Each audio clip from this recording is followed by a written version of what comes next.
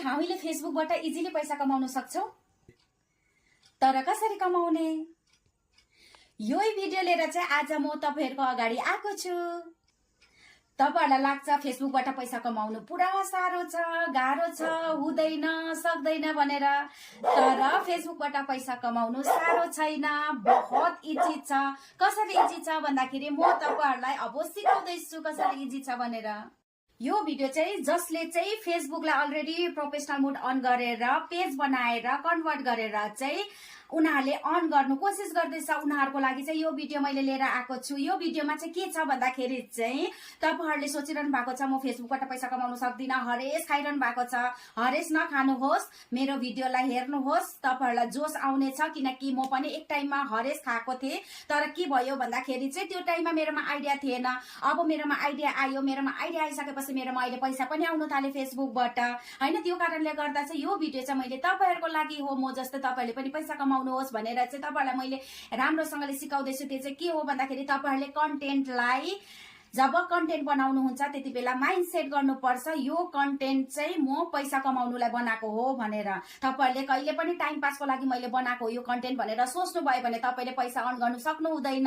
मेहनत गर्नुपर्छ यसमा। तपाईले एउटा भिडियो बनाउनु भयो, अपलोड गर्नु भयो, त्यो गर्दाखेरि तपाईको फेसबुकबाट आउँदैन। मेहनत कसरी गर्ने त? मेहनत कसरी गर्ने भन्दाखेरि चाहिँ तपाईले भिडियो अपलोड जब गर्नुहुन्छ फेसबुकलाई ह्याशट्यागहरु लगाउनु जरुरत छैन।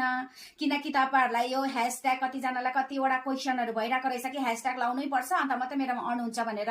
ह्याशट्याग लगाउनु जरुरत छैन। तपाईले बिना ह्याशट्यागमा तपाईले भिडियो अपलोड गर्नुहुन्छ। भिडियोको क्ल्यारिटी राम्रो हुनुपर्छ, तपाईको बोलीमा दम हुनुपर्छ, बोलीको क्ल्यारिटी राम्रो हुन्छ। जसरी म अहिले बोल्दै छु स्पष्ट तपाईले बुझ्नु हुँदैछ, त्यस्तै गरेर तपाईहरुले पनि तपाईले जुन पनि भिडियो जुन पनि कन्टेन्ट ल्याउनुहुन्छ त्यो कन्टेन्टमा तपाईको दम हुनुपर्छ। त्यो कसरी भन्दा क्ल्यारिटी कसरी गर्नुहुन्छ? तपाईले जे पनि भिडियो बनाउनुहुन्छ अरूले बुझ्नु पर्छ त्यो कसरी गर्नुहुन्छ। अब त्यसमा पनि तपाईहरुलाई पुरा क्वेशन आइराको छ क्ल्यारिटी कसरी हुन्छ भनेर। कसरी भन्दाखेरि तपाईले जुन कन्टेन्टलाई चाहिँ तपाईले सोचेर बनाउनुहुन्छ तपाईले दिमागमा ठान्नु पर्छ म यो कन्टेन्टबाट चाहिँ डलर अर्न गर्छु, मनी अर्न गर्छु भनेर सोच्नु भयो भने तपाईको क्ल्यारिटी अटोमेटिक त्यो भिडियोमा आउँछ। किनकि म त्यसरी नै बनाउँछु। म जुन पनि भिडियो बनाउँछु अपलोड गर्छु त्यसको बादमा मेरो दिमागमा यो हुन्छ कि म यो भिडियोबाट चाहिँ यति डलर चाहिँ म अर्न गर्छु, यति फलोअर्स बढाउँछु। कतिजनाको दिमागमा मेरो फलोअर्स बढ्दैन भनेर सोच्नुहुन्छ, फलोअर्स घटेको छ।